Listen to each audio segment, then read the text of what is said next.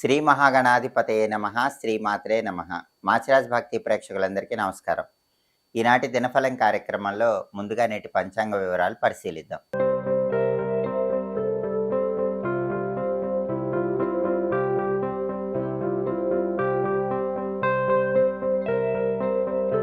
December 14 శనివారం దినఫలాన్ని పరిశీలిస్తే చతుర్దశి తిథి సాయంకాలం 4 గంటల 59 నిమిషాల వరకు ఉంది. ఆ తర్వాత పౌర్ణమి తిథి వచ్చింది.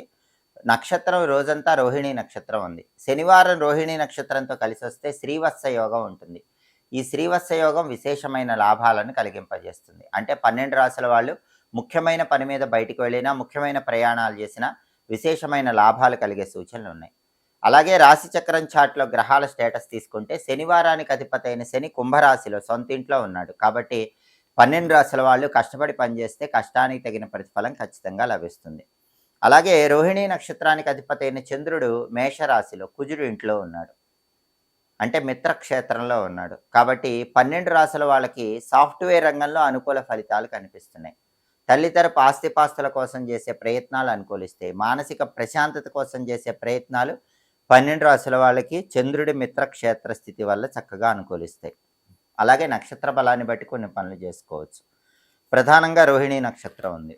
రోహిణీ నక్షత్ర బలాన్ని బట్టి నామకరణం, సీమంతం, బారసాల కార్యక్రమాలు చేసుకోవచ్చు. కంప్యూటర్ కోచింగులు జాయిన్ అవ్వచ్చు. జ్యోతిష విద్యలు నేర్చుకోవచ్చు. నూతన ఆభరణాలు ధరించడానికి రోహిణీ నక్షత్రం మంచిది. ముఖ్యమైన డాక్యుమెంటేషన్ చేయించడానికి కూడా రోహిణీ నక్షత్రం అనుకూలిస్తుంది. అధికార పదవులు స్వీకరించడానికి కూడా అనుకూలం. అలాగే మోటారు వాహనాలు నడపడానికి రోహిణీ నక్షత్రం మంచిది. యజ్ఞయాగాదులు నిర్వహించడానికి, హోమాలు చేయటానికి, దానాలు ఇవ్వటానికి కూడా రోహిణీ నక్షత్రం మంచిది. గృహప్రవేశం చేసుకోవటానికి రోహిణీ నక్షత్రం మంచిది. శనివారం అయినా కూడా రోహిణి ఉంది కాబట్టి గృహప్రవేశం చేసుకోవచ్చు. అలాగే తీర్థయాత్రలు చేయటానికి, దైవ దర్శనాలకు కూడా రోహిణీ నక్షత్రం మంచిది. వ్యాపారంలో ఇంపార్టెంట్ ట్రాన్సాక్షన్స్కి రోహిణీ నక్షత్రం అనుకూలిస్తుంది.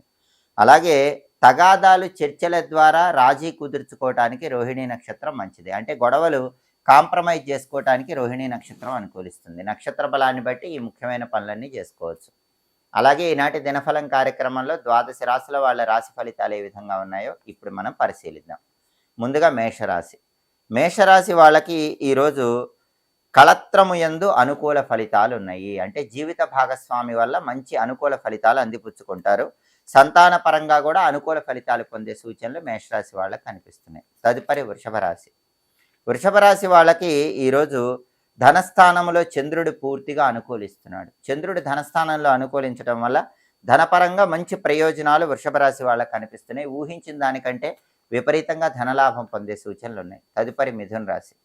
మిథున రాశి వాళ్ళకి ఈరోజు ప్రధానంగా సంతానపరమైన వ్యవహారాలు అనుకూలత ఉంది.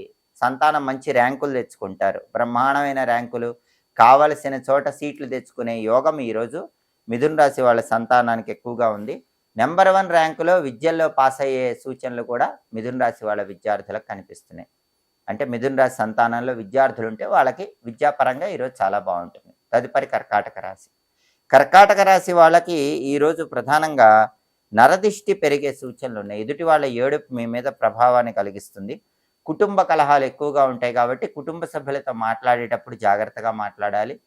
ఎడంకాలికి నల్లదారం కట్టుకుని వెళితే కనుక వీటి తీవ్రతను తగ్గింపజేసుకోవచ్చు. తదుపరి సింహరాశి.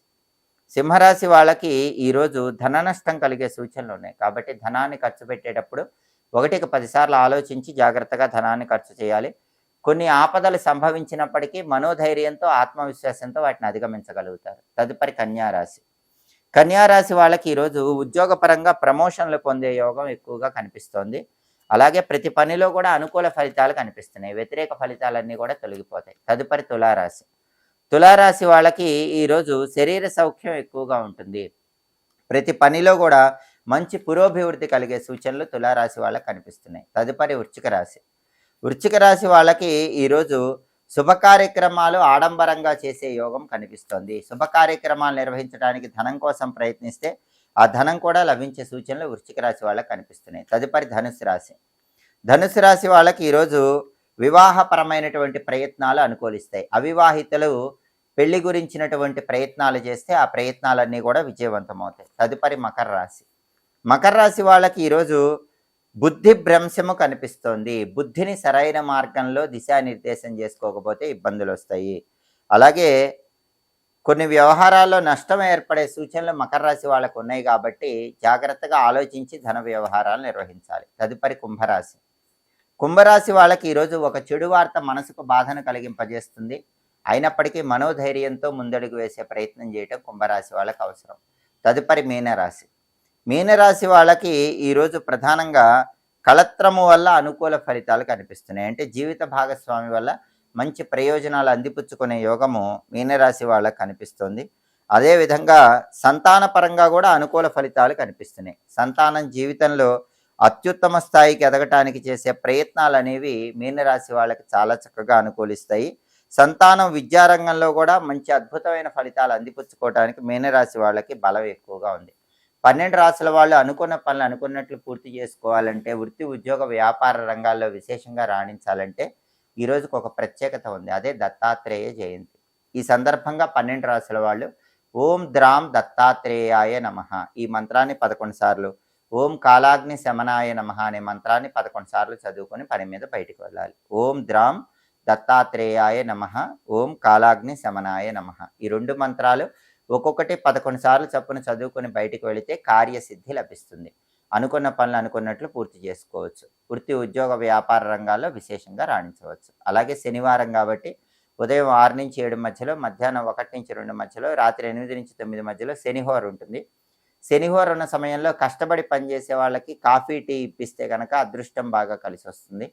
శ్రామికులకు, కూలి వారికి కాఫీ కానీ టీ కానీ మీ ధనంతో ఇప్పిస్తే చాలా మంచిది. అలాగే సేవకులను మీ దగ్గర నియమించుకోవటానికి శనివారం శనిహోర చాలా మంచిది. అలాగే మీరెవరి దగ్గరైనా సేవకులుగా చేరటానికి కూడా శనిహోర అనేది విశేషంగా సహకరిస్తుంది. ఇనుము, మినుములు, స్టీలు సామాన్లు, ఇటుక, కలప, మిషనరీ సామాగ్రి, ఆయిల్స్, పాత ఇనుము ఈ వ్యాపారాలన్నీ చేయడానికి కూడా ఈ శనిహోర అనేది చాలా అద్భుతంగా సహకరిస్తుంది. హోరాకాలాన్ని బట్టి ఈ పనులు చేసుకుంటే ఉత్తమ ఫలితాలు సిద్ధింపజేసుకోవచ్చు. ఇవి ఈనాటి దినఫలం కార్యక్రమంలో ముఖ్యమైన అంశాలు. మళ్ళీ తదుపరి దినఫలం కార్యక్రమంలో తిరిగి కలుసుకుందాం. మా వీడియోస్ మీకు నచ్చినట్లయితే మా ఛానల్ని లైక్ చేయండి, కామెంట్ చేయండి. మా ఛానల్ వీడియోస్ 10 మంది మిత్రులకు షేర్ చేయండి. మా ఛానల్ని సబ్స్క్రైబ్ చేసుకోండి. పక్కనున్న బెల్ సింబల్ నొక్కటం మాత్రం మర్చిపోకండి. సర్వే జనాః సుఖినో భవంతు. స్వస్తి.